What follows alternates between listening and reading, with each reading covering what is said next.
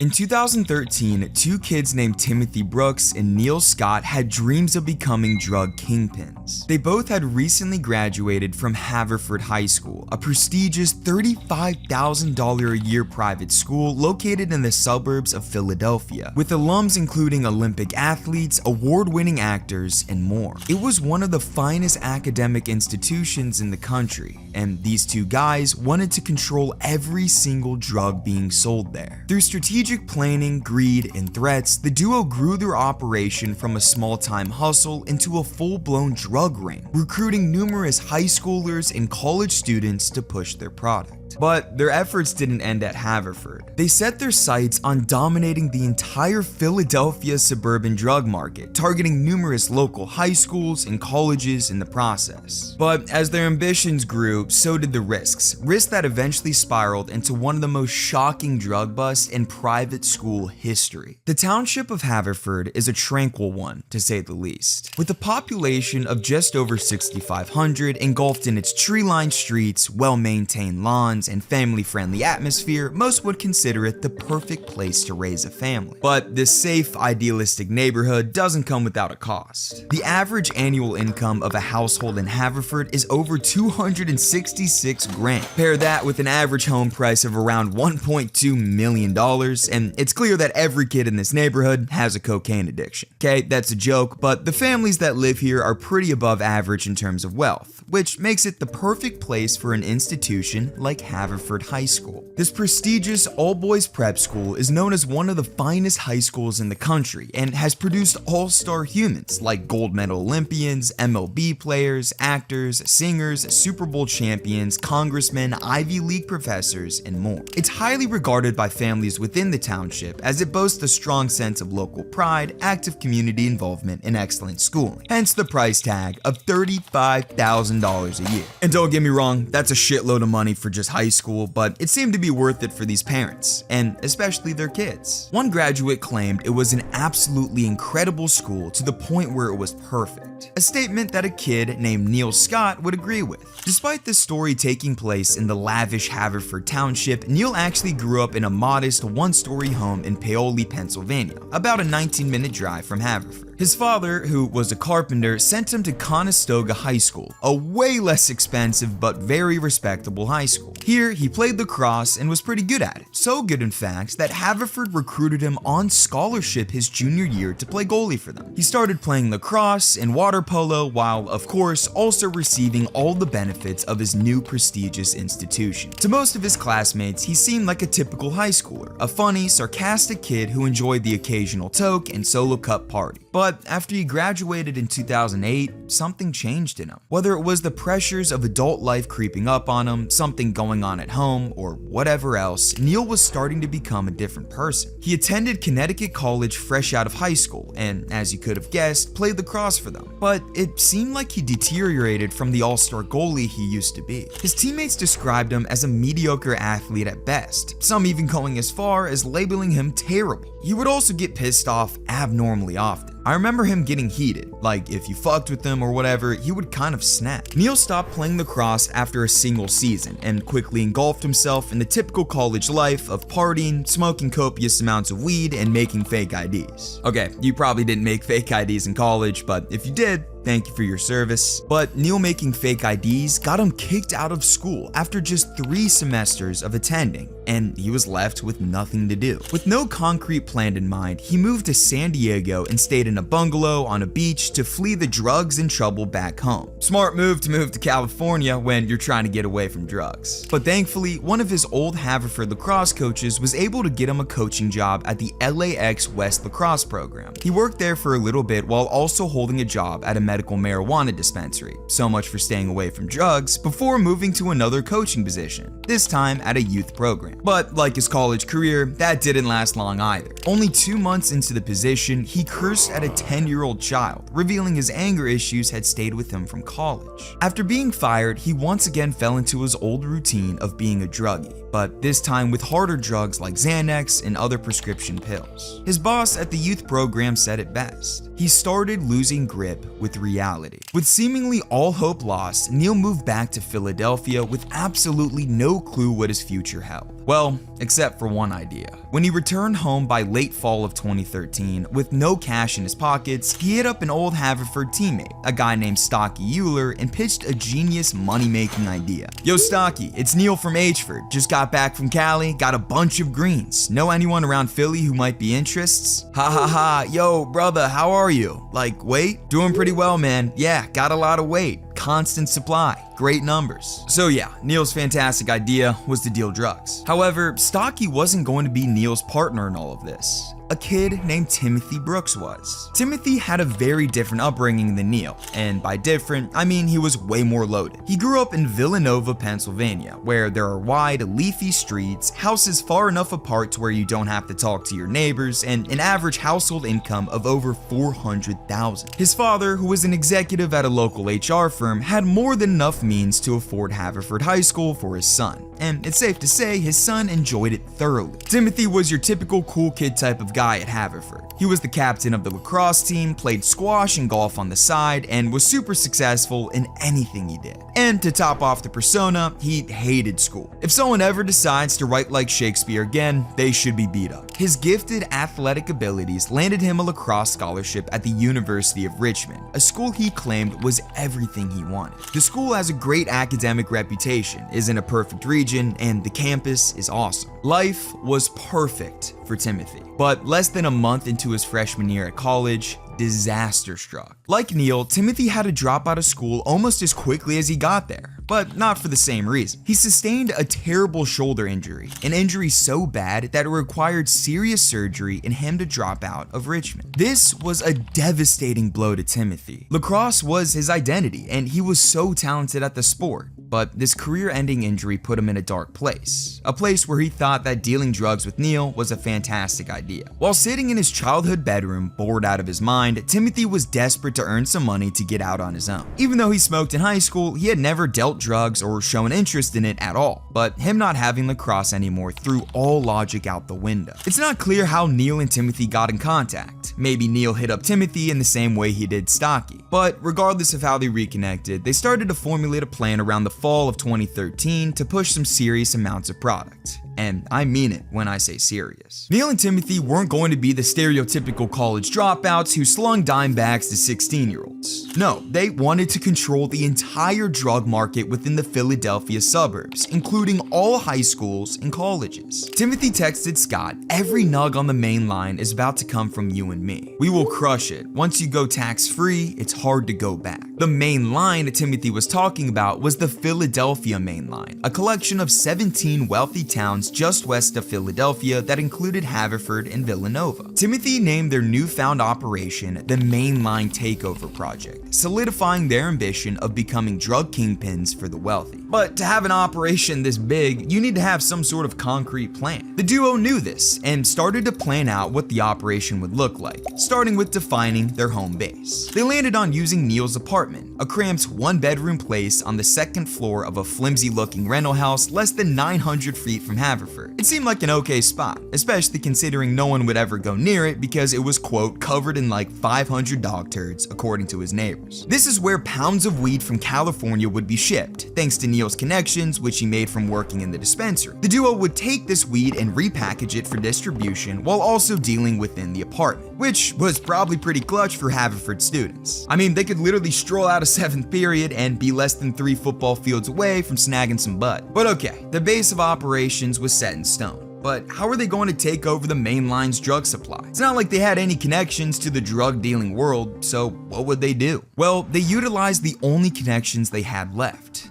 the Haverford lacrosse team. You see, the elite school's lacrosse program was a tight-knit group. The powerhouse team thought of themselves as elite and had their own culture, a culture that was bound together by recreational drug use. A Haverford grad said, if you took one sport and said which one parties the most, it's the lacrosse guys. And the duo planned on fully utilizing that aspect of their bond to get their old teammates to deal drugs for them. Timothy and Neil's plan had them jittering with excitement. I mean, they both had similar stories: a great high school life, a dark turn post-graduation, and now a need for a sense of accomplishment. They had the motivation to accomplish something, but after they lost what they loved doing, they didn't know what that something could be.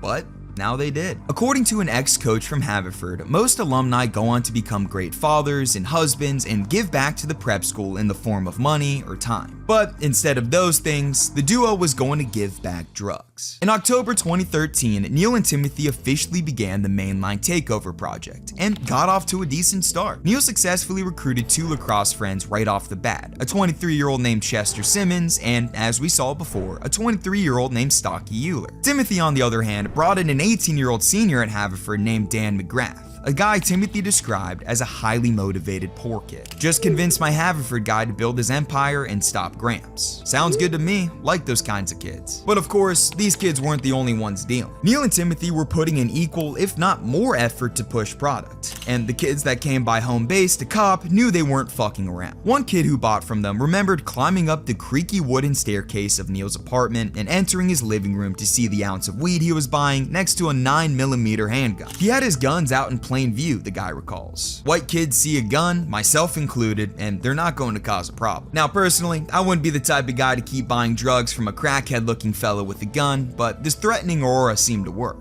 Over the first few months in operation, the Mainline Takeover project was going precisely as planned. Timothy kept supplying his 18-year-old senior, and Neil would drive ounces to Lafayette and Gettysburg College to supply Chester and Stocky while also continuing their efforts to recruit more high school kids. Timothy and Neil were drooling at the opportunity on their hands, and they were already dreaming bigger. I don't know what you make in a week, but I want to make $2,000 if I do this. And there are still a lot of holes to fill because I have to grow my business. I'll be straight with you on how I flip it, and we can work out the numbers. I'll help you with whatever I can. 2,000 is definitely feasible. Like I said, I'm trying to start a business and I'm learning how to run this one well. Just have to find the right people and don't rush it. Everything has a way of falling into line. Yeah, the question is, can I find the right guy that can run that operation? And it turns out they found a ton more people that could do it. Timothy and Neil were getting really good at recruiting more people into their operation and expanding their network of sub-dealers. Timothy took a more good cop approach, offering to help dealers wherever they needed it while being ultra professional with his interactions. And by professional, I mean like legit business professional. He would visit various high schools in the main line, such as Lower Merion, Radnor, and Harriton, and woo high schoolers while wearing a full-blown suit and playing up the bling aspect of his trade. While showing these kids the large amounts of pot he had, he would convince them to join the operation by offering drugs on credit and being very relaxed with his enforcement. My Mainline Takeover project is coming together fast, and I'm telling all of my guys I never want their schools to be dry, cause I always got pissed as shit when I couldn't find Bud. This last week made me realize how much I love money. Yes, he would keep in close contact with his guys and make sure there was never a drought of drugs within his high schools, but he never issued any threats.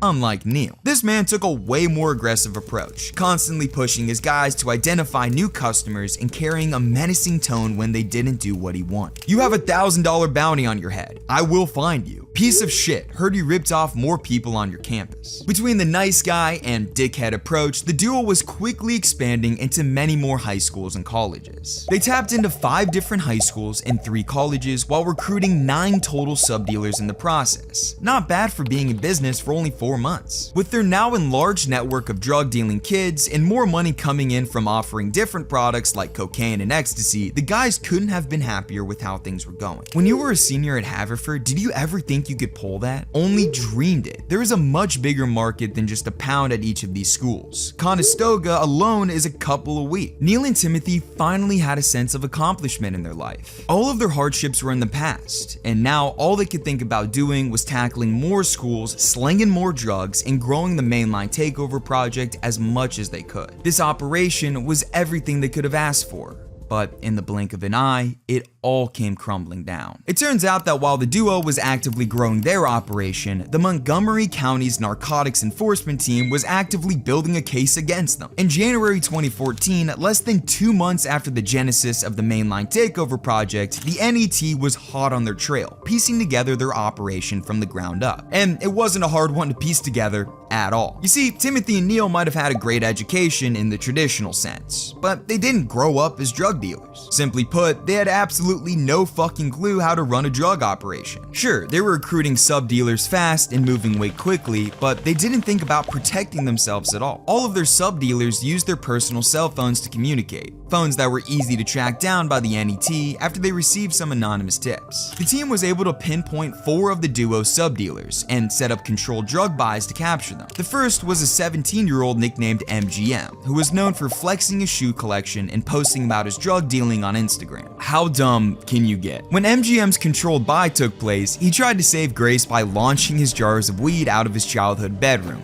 but the jars literally landed in the arms of a detective and he was arrested shortly after. The remaining 3 dealers were successfully caught too, and according to police, all of them admitted to dealing, sending incriminatory text messages, and would later snitch on Neil and Timothy. The NET now had more than enough information to confront the duo. Timothy was up first and was shell-shocked when detectives knocked on his childhood home and arrested him on February 28, 2014. Luckily for him, he didn't really have much on him, just a pound of kush and $800. But Neil's bust was a different story. The detectives seized about 8 pounds of marijuana, 23 grams of cocaine, 11 grams of ecstasy, 3 grams of hash oil, and $11,000 in cash from Neil, along with 3 books about massively successful drug rings. Books that I would assume he never touched. After the dust had settled from their arrest, the NET finally had time to go through both the guys' cell phones, collecting a treasure trove of incriminating information from their text messages. They found communications about everything, from texts about meeting up with dealers, how much they were going to pay, all the different kinds of drugs they sold, and much more. Their cell phones revealed the entire scope of their business, and when April 21st, 2014 rolled around, it was finally time for them to face the music. On that spring afternoon, Timothy was the first to arrive at the courthouse in Ardmore, a mile east of Haverford High School. His partner showed up shortly after, looking much more pissed off. Get the fuck out of my face.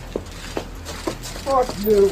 Timothy, Neil, and 9 suspected sub-dealers, along with 2 juveniles, stood in front of the judge on counts much more severe than dealing pot. They were charged with manufacturing and delivering controlled substances, criminal conspiracy, and dealing in a corrupt organization, among other drug-related charges. And the community of Haverford was dumbfounded. The duo's parents were in no rush to talk to anyone, with both families slamming their front doors in the face of reporters as a clear sign. Some people in their lives, however, were more open to speaking. It's crushing to me. These guys are not too far removed from the program. I feel bad for their families. It's a sad day. It's the ultimate backstab. We couldn't have done more for this kid, and it was thrown back in our face. Buried at the core of this scandal, the Haverford school tried to remain quiet. They instructed staff to stay silent and would postpone interviews left, right, and center to avoid speaking up about the situation. But it seemed like they were saving their statement for the graduating class of 2014. I'll briefly just touch on the subject that's been the subject of more media than I could ever imagine. And I'll declare from this stage and from any pulpit that I can get that the Haverford School will not be defined by the bad decisions of a few people. We as a community, all the faculty, all the parents, all the students will not let that happen. We will fight to continue to earn our well-deserved outstanding reputation as an extraordinary school with remarkable boys. The scandal that rocked Haverford wasn't just about drugs. It was about the stunning contrast between the privilege and promise of the duo and the choices they made. As one of Timothy's friends told the Washington Post, this is a huge story because of the prestige of the schools involved. It's the uniqueness of the perpetrators. You see, these weren't kids who just grew up on the streets with nothing to lose. These were kids from affluent families in affluent neighborhoods who were given access to one of the best educations in the country. And that's what makes this story so interesting. Neil and Timothy had every advantage in life: supportive families, access to elite schooling, a head start most people would dream of. And yet they threw it all away. Instead of leveraging their education to follow traditional paths to success, they chose to take a detour into drug dealing, believing they could build a Pablo Escobar level drug ring. But it wasn't their ambition that led to their downfall. It was their profound miscalculation, thinking that they could blend their privileged upbringing with the reckless world of drug dealing, without realizing they were wholly unprepared for what they were getting into. and the repercussions of their actions spoke to that. A little while later, in October of the same year, Timothy and Neil pled guilty to all of their charges, and their final court appearance later that month would be the day they finally got sentenced. But it ended up not being so bad for one of them. That day was a lot different than their initial appearance in April. While the scandal was still piping hot back then, it had cooled down a lot at this point, with barely any reporters covering the sentencing. What seemed to have taken their place was family. Timothy's family, to be exact, who were all there in support. And it wasn't just his father, mother, and brother. It was everyone in his life. His therapist, his boss, his Alcoholics Anonymous sponsor. Around 50 people came out to support and speak on behalf of the 19-year-old defendant, and their touching stories really resonated with the judge. Timothy was given a very light sentence for his crimes, only 9 to 23 months in county jail and 5 years probation. Unlike Neil, who had nowhere near the same support and received 5 to 15 years in state prison. And better yet, Timothy finally didn't take his lucky situation for granted. While being in jail for 7.5 months, surrounded by more drug use than ever, he got completely sober by sticking with healthy habits like working, exercising, writing letters, and maintaining contact with his extensive support system. An impressive feat, considering he had been drinking and doing drugs since he was 14. Upon his release, he was accepted into a new college, a school called Cabrini, where he made the lacrosse team and even won a D3 national championship. After graduating in 2019, he founded Synergy Houses, 2 sober living homes for men, and regularly speaks about his story of dealing drugs and his path to sobriety to this day. Neil, on the other hand, is likely still serving his lengthy prison sentence, as there's been no info publicly released suggesting otherwise.